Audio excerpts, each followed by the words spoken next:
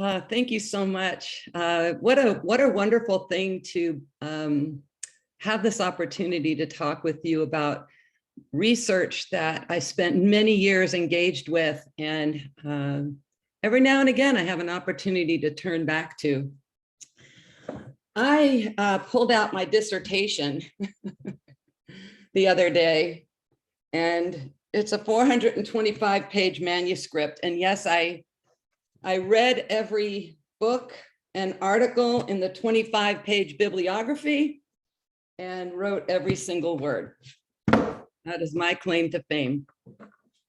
So this is great. I wasn't sure how I was even going to start. I don't have any slides. When I was doing my research, we were not making PowerPoints.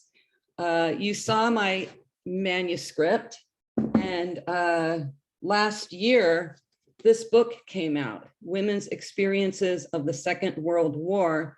And the editors contacted me and asked if I could submit, give a contribution, and we smushed together 2 chapters.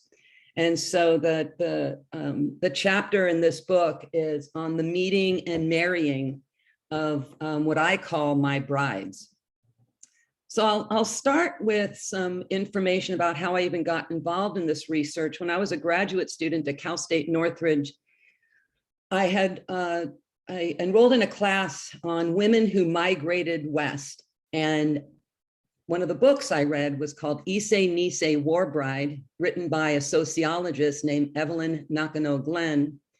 And Glenn concluded that the war bride portion of her book is that the Japanese women who married American GIs were gold diggers, and that the guys were jerks. And that's kind of how she concluded. And I said to my professor, and I learned a valuable lesson that day: don't ever ask a professor anything you don't truly want the answer to. I said, Dr. Fernandez, how can this author draw such a broad conclusion based on 12 interviews? And she raised her eyebrows and she said, you tell me. And that just started me on, I embarked on a program of study to learn about the lives of Japanese women who had met and married American soldiers during the US occupation of Japan. That occurred right after. So the US occupies Japan in August of 1945, and the occupation is ostensibly over by early 1952, which is the end of the Korean conflict. I'm not going to get into what I have in my work in terms of these political dynamics, but suffice to say, at the conclusion of World War II, 100,000 US personnel descended upon Japan and became part of the occupying forces. Early in my research, okay, so now I have this idea to do some research on Japanese war brides. I hadn't entered my PhD yet. I was still working on my master's. And I happened to work in the history department at Cal State Northridge, where I was also a student. And one morning I said to one of the adjunct faculty, I said, Bob, I've got to find me a Japanese war bride. He goes, Regina, I'm married to one. And I'm like, no kidding, seriously. And he introduced me to his spouse, Miwako Cleave. And I spent 2 full days with her, asking any question that came to mind. What a brilliant woman. And she had met Bob while she was 21 years old, living in Tokyo. She had left education because all the schools had turned into munitions factories, and Japan had been at war with Korea for a long, long time. And so Japan and had also occupied China by this. See, look, and I'm getting into the geopolitical. Suffice to say, Bob and Miwako met while Miwako was singing in the church choir on one of the bases. They meet, they marry, they immigrate to the US, and Miwako is coming on the arm of her GI husband. And Bob had originally grown up in Columbia, South Carolina. So when he took Miwako back to South Carolina in 1948, where South Carolina is still racially divided by white and colored drinking fountains and restaurant seats and doorways, Miwako told the story about being in a park, seeing a water fountain and didn't know which one to drink from. She says, Regina, I was neither white nor colored. So the dissertation, my research gets into the ways in which not only interracial marriage worked itself out in the relationships between Caucasian and Japanese women, but non-white GIs and Japanese women. So some of the GIs would not even take their new brides to Jasper, Texas, or Atlanta, Georgia, because they knew that their wives would probably not be very safe. So after my interview with Miwako, I had written a case study and presented it at a regional historical conference. And then I had I was accepted into USC to write the dissertation. When I got to USC, I thought for sure I was going to write on female felons of Victorian England because I love deviant behavior. But this case study that I did with Miwako drew the attention of some really interesting faculty at USC, and they really encouraged me to embark on this program of study. So I did, and for 7 years, I was immersed in the research and writing on Japanese war brides. Shortly after I started, I heard about a PBS presentation called Mixed Blood, and it was based on a book by a historian named Paul Spicard. And I reached out to Paul, and then Paul asked me to reach out to a producer named Reggie Life. And Reggie had contacted, I don't know how he found her, the president of the Nikkei International Marriage Society. The Nikkei International Marriage Society was an organization that was born in the 1960s, early 1980s, when Miwako, who was an activist and a very strong community person, pulled her coterie of war brides together and formed an international organization. She found Japanese war brides on 5 continents. So Reggie Life introduces me to pardon me, to Miwako, to Kazuko Umezu Stout.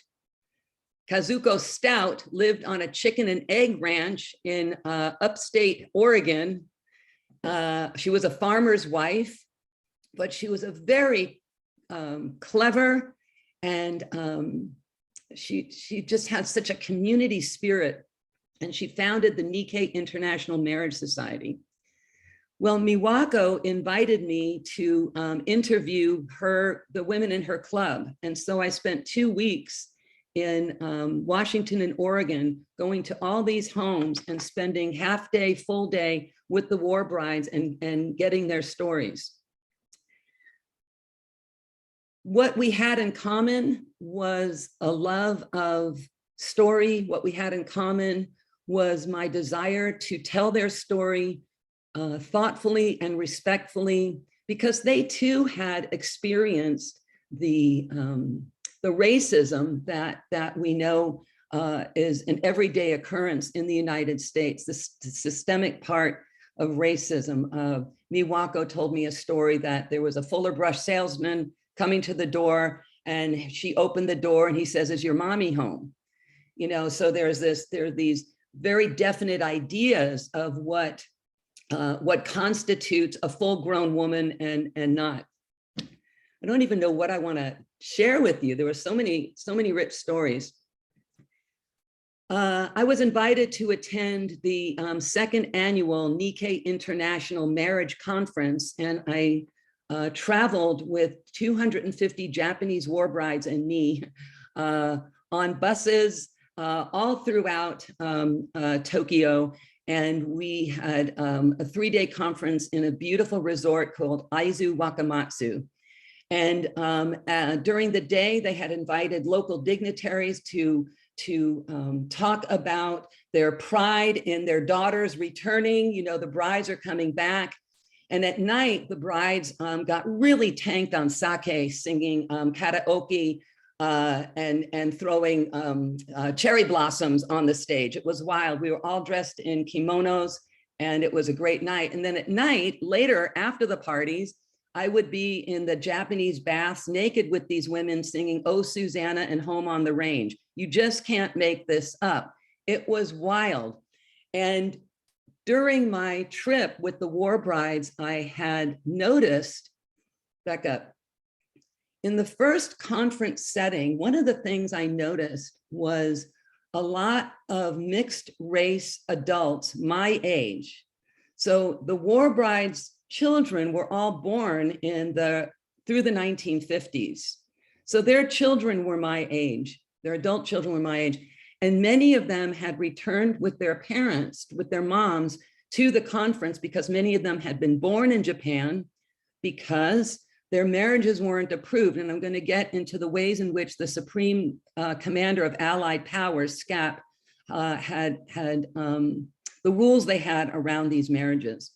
But I'm in this big conference room and I'm watching these mixed race adults look at each other and notice each other and starting conversations with each other. And I thought, these are the bride's kids. Had they ever met? What did they know about their moms and their journeys and the immigration? And so I invited them all up to my room. And for 5 hours, I hit record on the tape recorder, and we did an open interview with the children of the Japanese war brides. And it was a group interview. The stories were wild. These kids grew up in Anytown, USA. And it was the first time that the residents of Anytown, USA had ever looked upon a mixed race person. The added challenge was that because of the way the Japanese people were depicted early on in World War II, I'm gonna back up just a moment.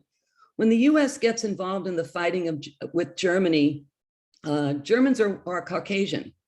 And so we looked at the Germans as a fierce and awful fighting force. We looked at the Japanese as beasts. The Japanese people, Japanese soldiers were turned into beasts and vermin and all kinds of frightening imagery of what these Japanese people were capable of.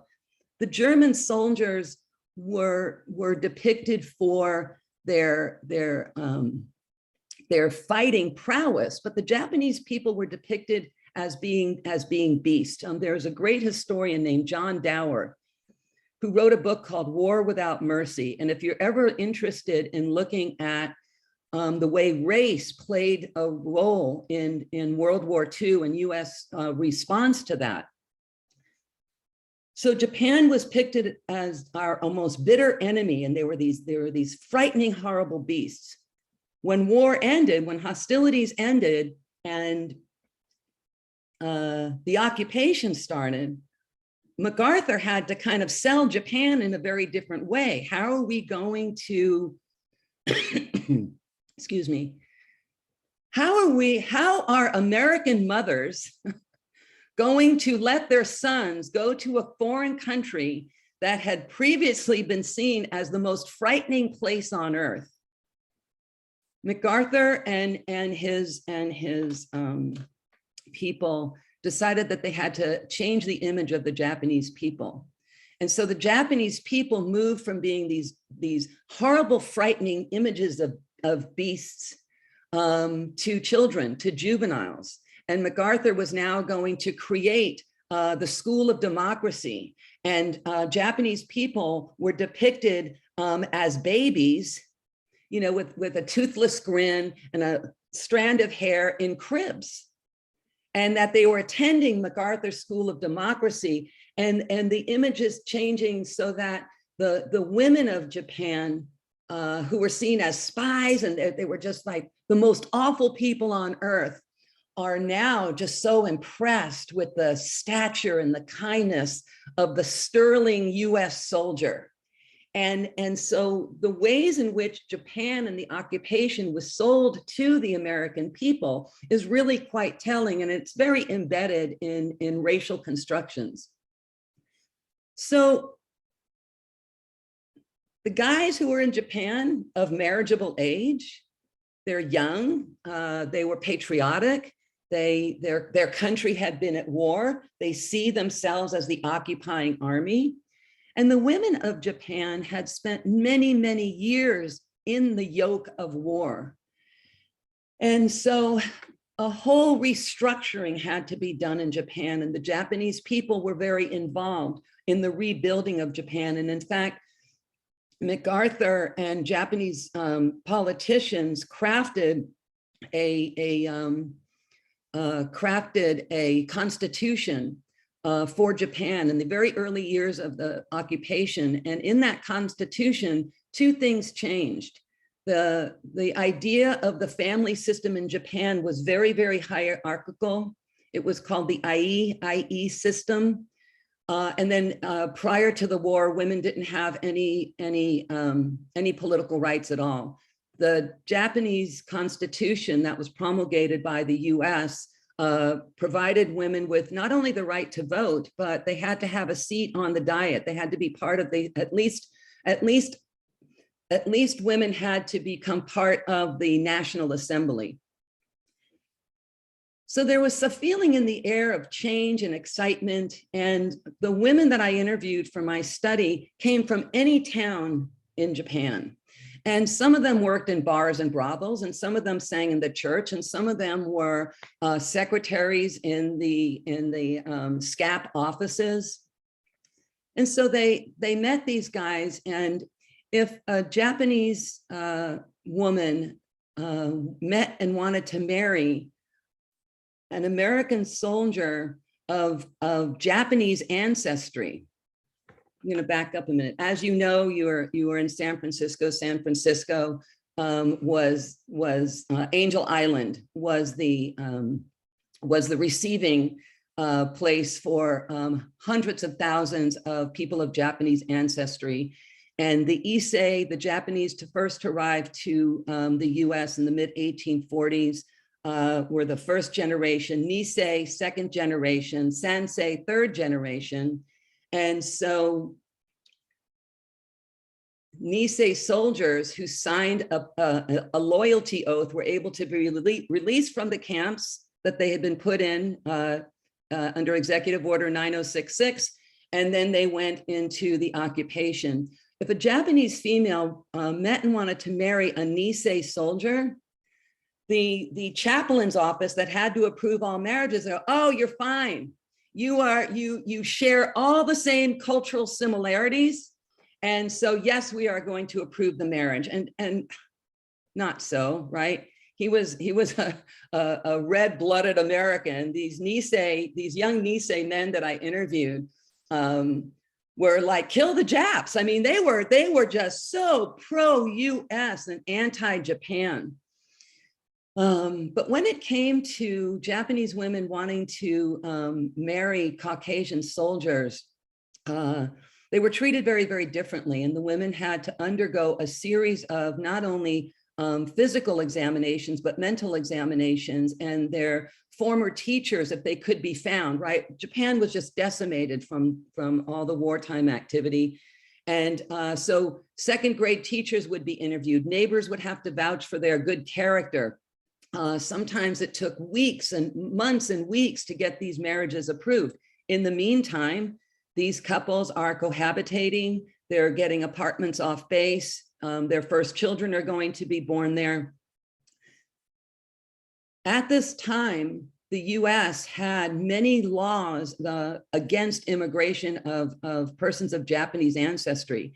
And in fact, the 1924 Immigration Act held that nobody of Japanese ancestry who comes from what they call the Pacific Triangle. The Pacific Triangle, I don't have a map, but it was like the line drawn in the sand. So if you were a person of Japanese ancestry, but lived in your parents were, your parents immigrated to London and you were born and raised in London, this was, parts of Europe were part of this Asian Pacific triangle. And so the Immigration Acts severely limited the ability for persons of Asian ancestry to come to the United States.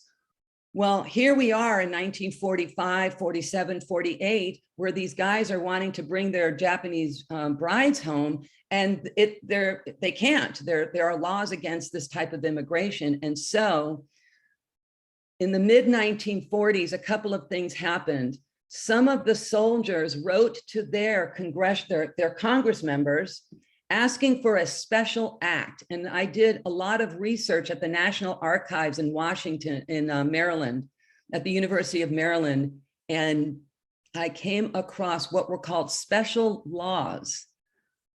A special law was created for this particular soldier to bring this particular bride, because there were no immigration acts that he could bring her home with. It wasn't until 1952, under the McCarran-Walter Act, that the United States finally lifted the ban of Asian immigration.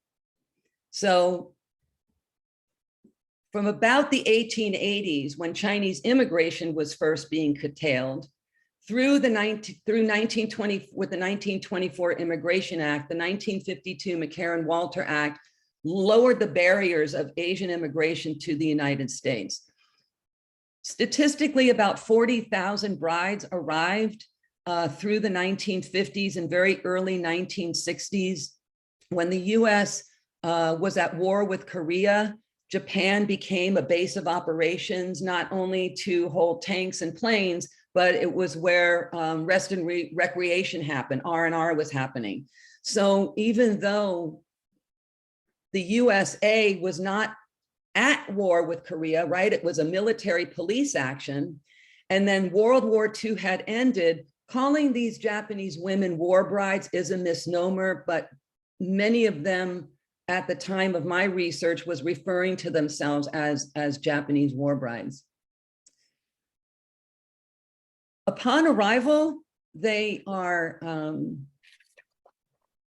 like I said, they're living in any town USA. They're raising mixed race children in often hostile environments. What a lot of the couples do is re-enlist, and they move on to bases like Lincoln, Nebraska had a lot of mixed race families. So they would re-enlist and move on to bases where there were more families that resembled them. In 1946, 47, 48, around there, California, Washington, and Oregon are going to be the first states in the country to overturn their anti-miscegenation statutes.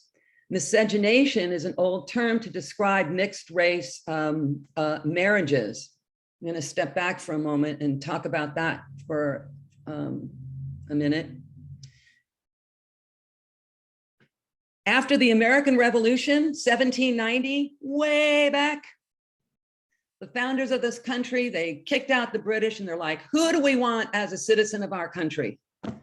And they thought, someone of good standing, a landowner, and Caucasian.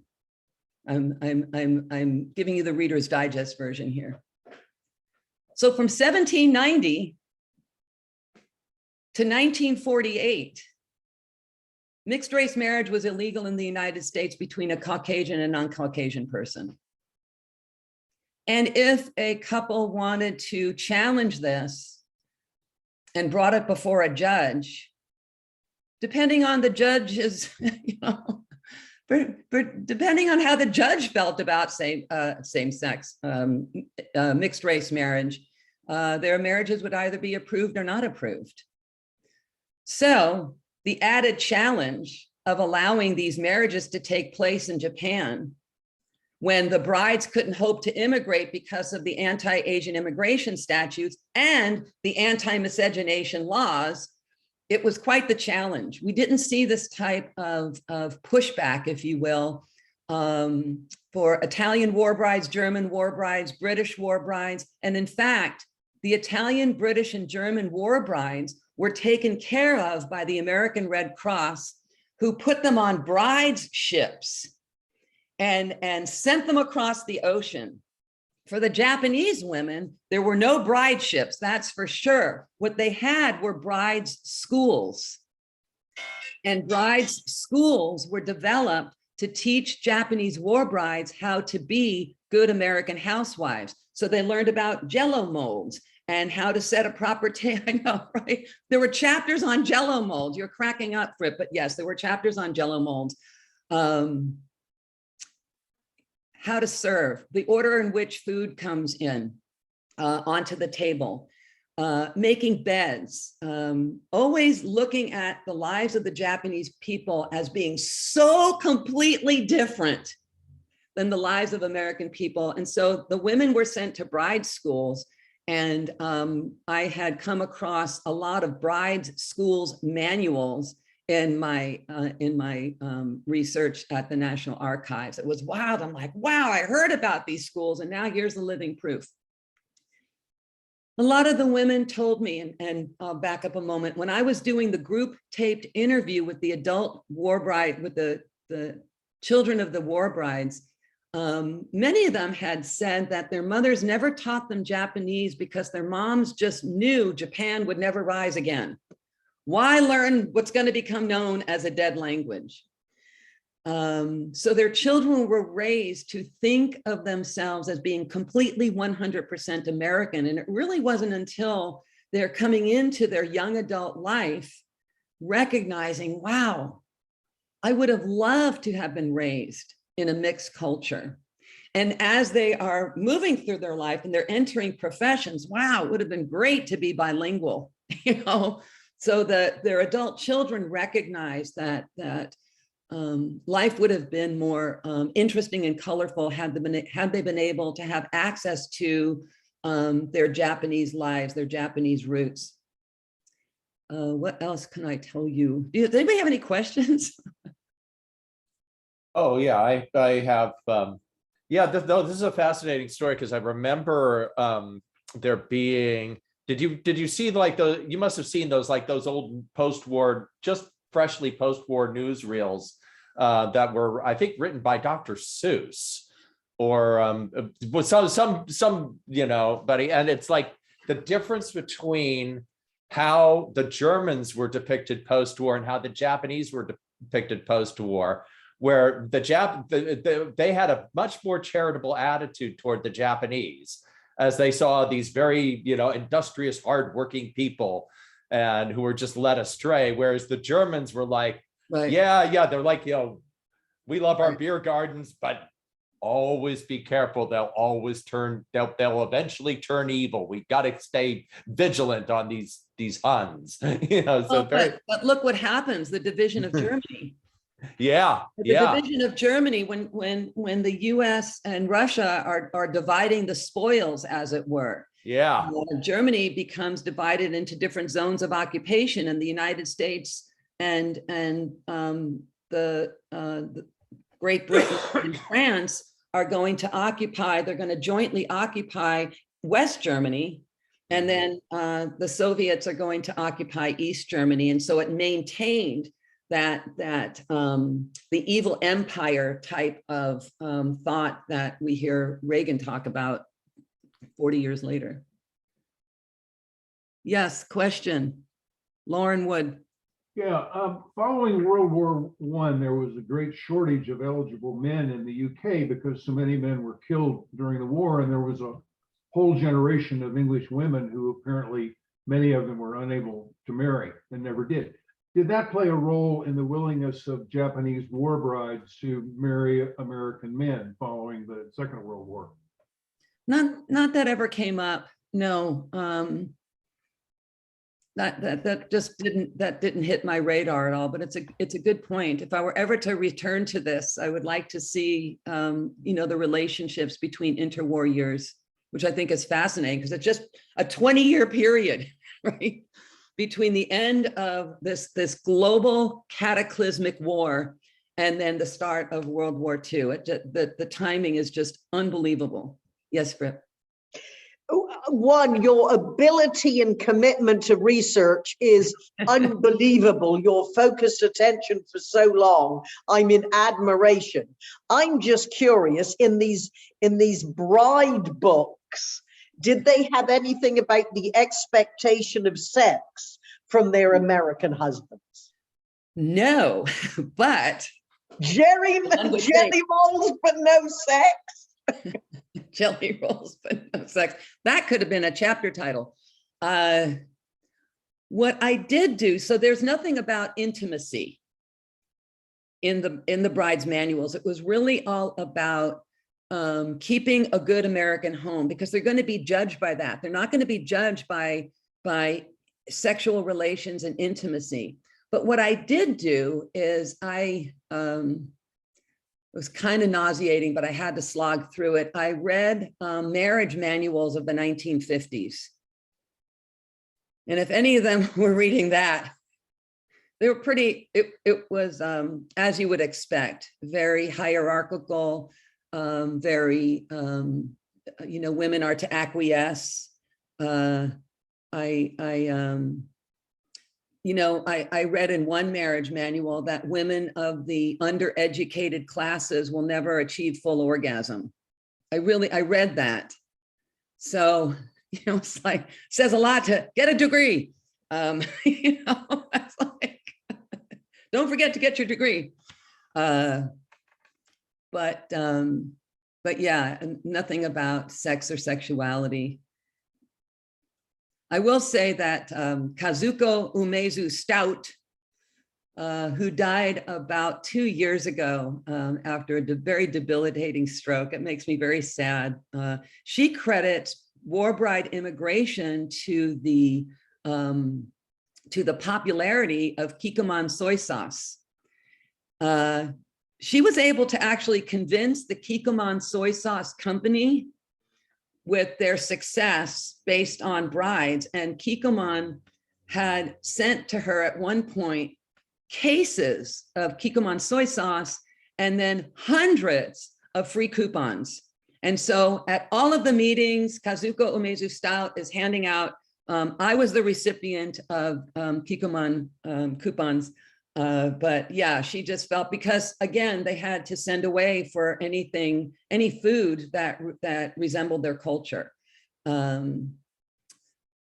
I'll go back to the overturning of the anti-miscegenation statutes as a result of California, then Washington, then Oregon, overturning the anti-mixed race laws. A lot of the mixed race couples settled into the Western United States. And it was in these states that I found the women for my interviews. And it was just great. I will always be indebted to Kazuko Stout. Other questions?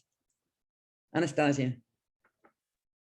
Well, first, I want to thank you. And I so appreciate this, because I know that this is not your talk. This is, I pulled you and said, please, about this. You don't have to have a prepared presentation, because she made it very clear. This is not what I do. And this doesn't tie into your business. And, as a speaker agent, that I'm always for free agents or free speakers who speak to grow their business. This is like so out of the norm for me, because I'm always about, I was so surprised. Yeah, if you don't have a direct line to how this can get you business, then don't talk about it, because then it's just community service. But I called you in for community service to talk to us, because we are insatiable learners. So thank you. But I'm curious, how many of the men stayed in Japan? Do you know, like, did you have any opportunities to talk to the war brides that are still there? Great question. My knowledge of men who stayed came from anecdotal evidence and from stories that I heard when we had arrived in Japan. Back up. Japan has there's an organization in Japan called Overseas Japanese Association, and it's for the Japanese diaspora. So there's always been this, from what I understand, Japan will always welcome back their citizens. One for me, interesting story about Japanese government's oversight of their citizens in other countries comes out of the 1907, I haven't looked at this in a long time, San Francisco school board action that was going to close the school doors to Japanese children. When the Japanese government heard about that, they threatened action. They were very upset that their citizens were going to be singled out. In 1908, right around at the early part of the 20th century, Japan had just been victorious over a war with Russia. No one knew that a non-white power could do that kind of military action.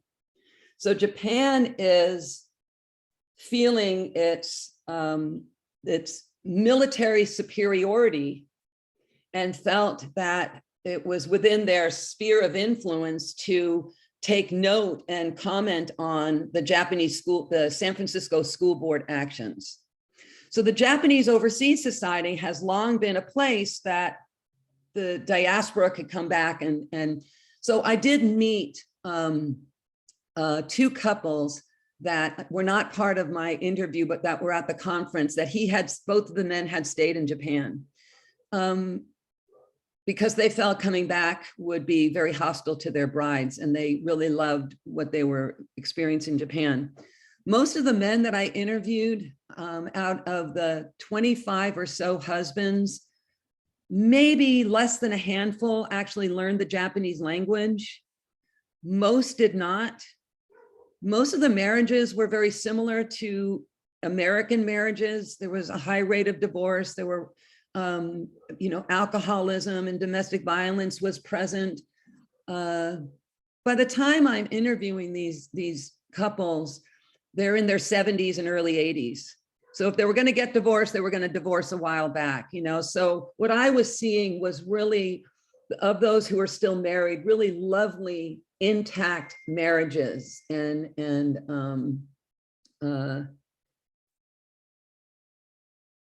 but I don't know where that was. Carl. Yeah, I think part of the reason why you don't hear a lot about them staying in Japan is Japan was a very insular culture. Remember, it was only in the 1800s that a non-Japanese person was allowed to set foot on Japanese soil, except for one port. I know what happened to a lot of them because I have a home in Hawaii. The Japanese have actually succeeded at what they failed to do at Pearl Harbor. They have taken over Hawaii. And it is a very Japanese culture there, particularly the upper echelon. It's a very a status tiered culture there, with the Japanese at the very top. And so that's and plus also, at least the island of Oahu is still a military fortress.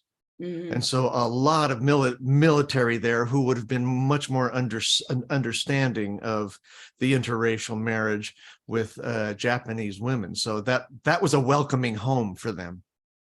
Well, those are really great comments, Carl. We know that, the Hawaiian Islands have long been home to the Japanese people. Yes. Because of its proximity to Japan. And between the people of the people of Hawaii and Japan, when the United States decided to colonize the Hawaiian Islands, they put down the Hawaiian people and waged a war, and it was pretty terrible.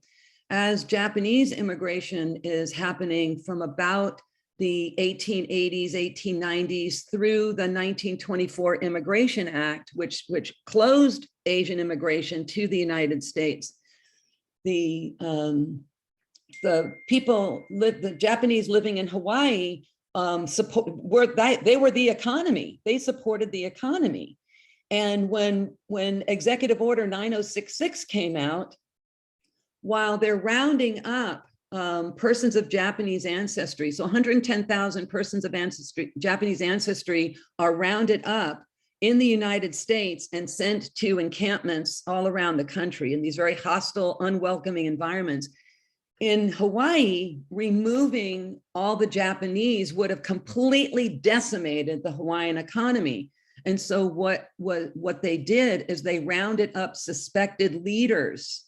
And the fear of the Japanese people on the Hawaiian Islands was so great that they burned or buried every single artifact that depicted anything about their Japanese lives. And so they lived in mortal terror and fear through the war years. But then as the war ended and Hawaii continues to be a base of operations, I mean, look at strategically, in the middle of the Pacific. But yeah, it's a good point. Thanks, Carl. You talked about allowing the interracial marriage, and it wasn't until 1967 that the Supreme Court issued the Loving decree that was on African American and white. Just listening to you speak and having my own close ties with our Japanese American community here, we have had a shameful immigration policy. We have had shameful, when you just said about we waged war on the people who lived in the Hawaiian Islands, I never even heard of that, and I majored in history. So thank you for illuminating. I think of coming to another culture and having to be an American bride. First of all, the making Jell-O part is just beyond anything. And I just can't imagine that in itself was such a horrible and scary thing.